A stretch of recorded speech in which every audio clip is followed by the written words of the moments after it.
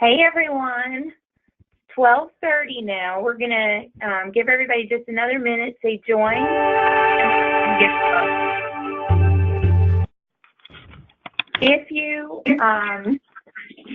are on the line, we'll just ask you to put mute until the Q&A section.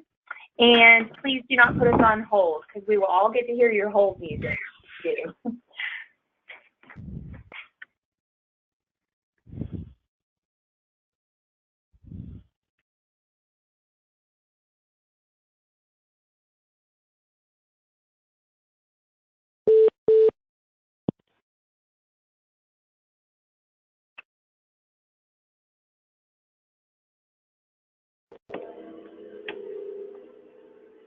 Yeah, it acts like it's ready.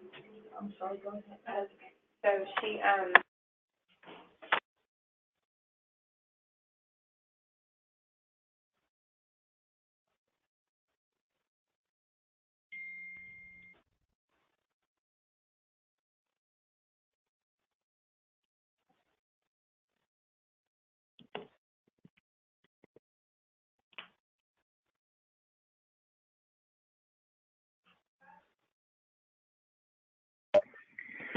All right, let's go ahead and get started.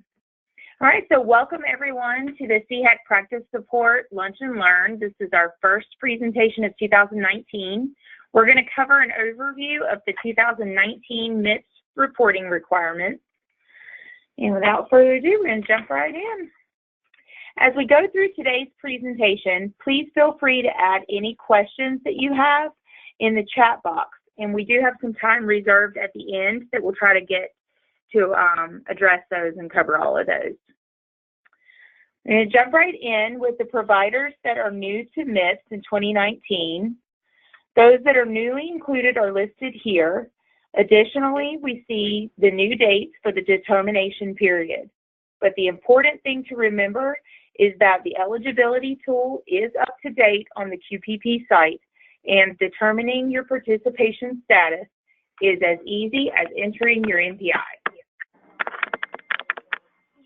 Now let's talk a little about the criteria for an eligible provider to be included in MIPS. You will need to be a provider that bills greater than $90,000 in Medicare Part B covered services, a provider that provides greater than 200 covered services, and the number of Medicare beneficiaries that you serve will also need to be greater than 200. If you do not meet all three, you are exempt from reporting, but new in 2019 is the option to opt in. For instance, if you are a provider that sees more than 200 beneficiaries and provides more than 200 covered services, but you bill less than $90,000, you may want to opt in to participate. But note, once you opt in, you are responsible for submitting data, and failure to do so will result in a penalty. This year, that penalty will be 7%, which would be applied to your 2021 payment adjustment. Make sure that you follow up with your consultant if you have any questions regarding opt-in. As you can see, there are no changes in the performance period from 2018 to 2019, but there is a shift in the weight of the performance categories. Quality will be valued at 45% of the overall composite score, down from 50% in 2018, and costs will now account for 15% of the overall score. This is an increase from 10% in 2018. We will talk a little bit more about costs in a few slides, but for now, let's look at the quality category. For returning MIPS providers, there are not a lot of changes to the quality performance category. The thresholds for data completeness and the methodology for improvement scoring remain the same as in previous years. The approved submission types remain the same, but as mentioned earlier, the category weight is slightly less. So if you are a provider or practice that has previously used a registry product, such as Prime or Polaris, you will be fine to continue to use that method for submission.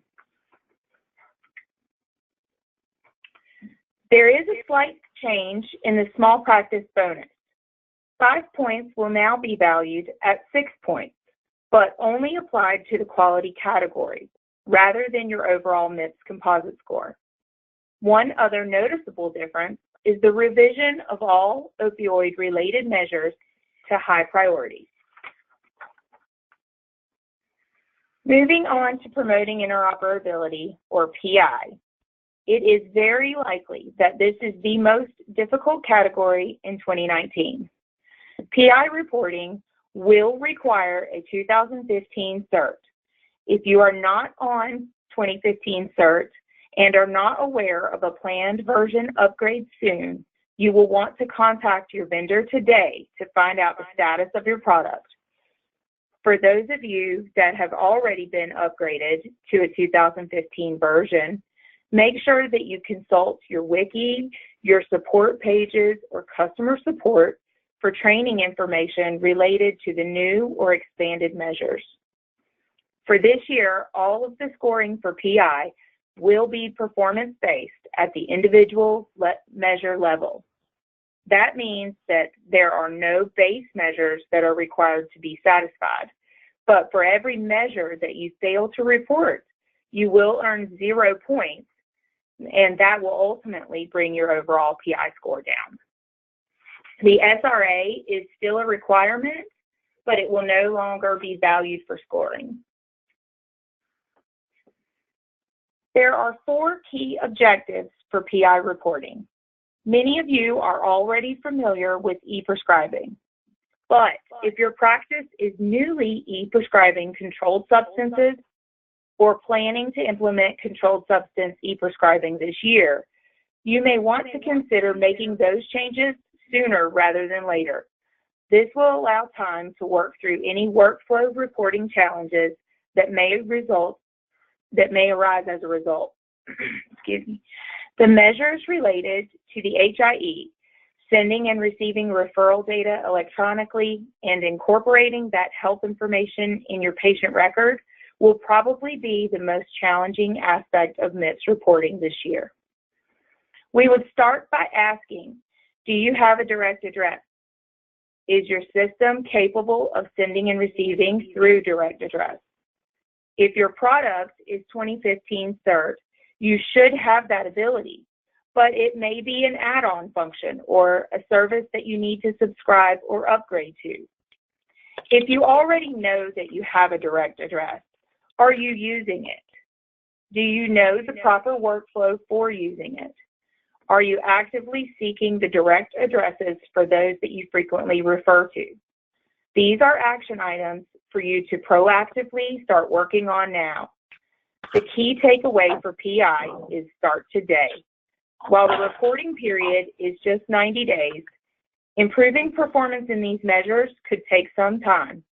Once you feel that you have workflows in place, start regularly pulling and reviewing reports and troubleshooting as necessary. Again, if you're not using a 2015 cert, do not delay, as they go hand in hand with PI this year. The cost category is now valued at 15% of the overall score, but the criteria for evaluation remains the same as in years past.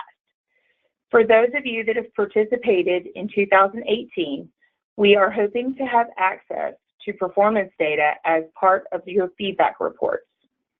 We expect those reports sometime late summer this year, which will hopefully provide some valuable insight to this category. But remember, efforts to describe the true complexity of the health status of your patients is not lost in this category.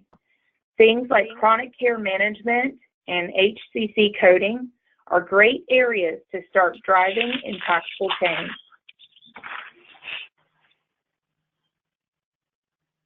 Moving on to improvement activities. The only changes for reporting 2019 improvement activities is the addition of 6 new activities. We also just want to remind everyone, if you are a newly recognized or a current patient-centered medical home, you will earn full credit for this category.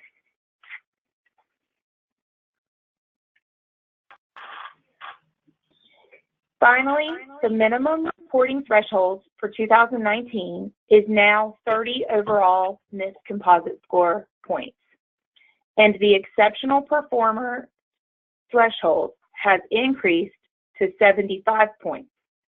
The penalty for failing to participate is 7%. Technically, the positive payment adjustments could be up to 7%, but just as in years past, the adjustment is calculated to achieve budget neutrality and will very likely result in a maximum positive adjustment that is substantially less than 7%. Remember to be looking for those final scores, your feedback report, and 2020 payment adjustments later this year on QPP.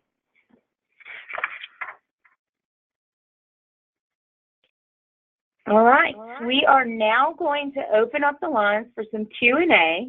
If anyone has a question that they would like to have answered or one that they would like to submit, we are open to hear from you and hopefully get some answers for you.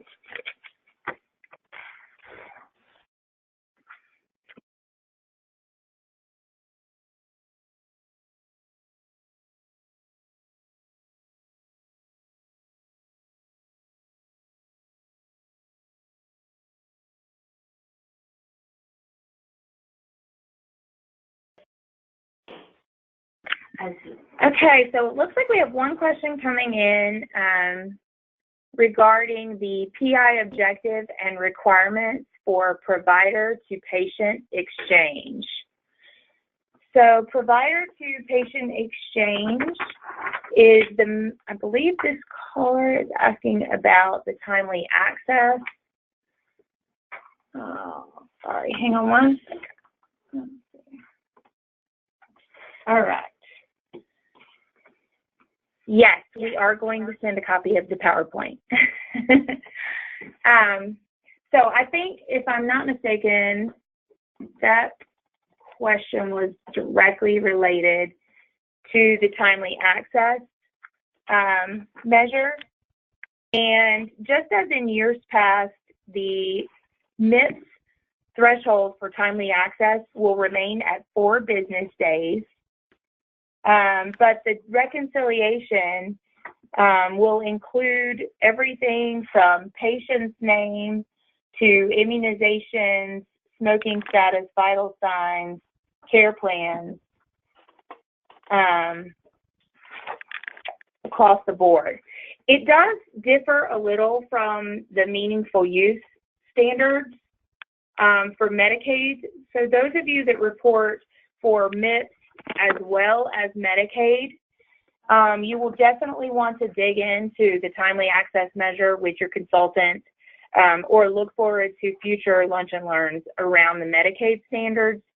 Stage 3 for promoting interoperability does differ slightly between the 2 programs, and you'll want to make sure that you're aware of all of those requirements across the board.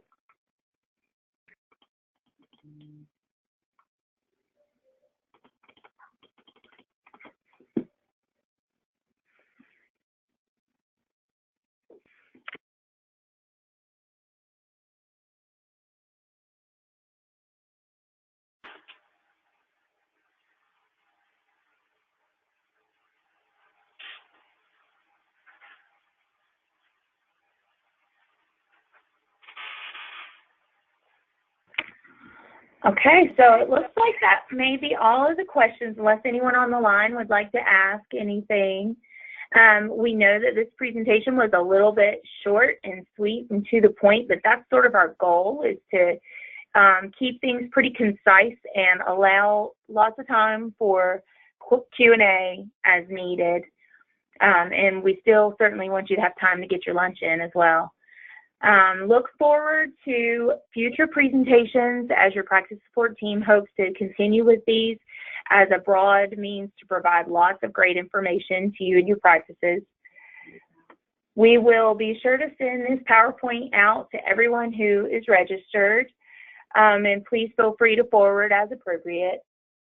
And make sure you follow up with your consultant if you have any specific questions to your practice related to MIPS or meaningful use or any other programs that you're currently working on for quality improvement. I want to thank everybody for attending, and we look forward to hearing from you all soon.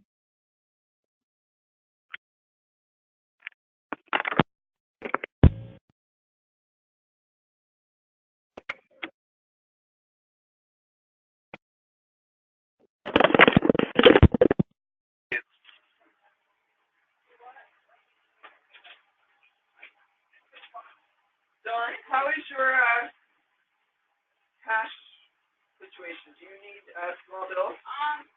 Yeah, it was hard. Because I did.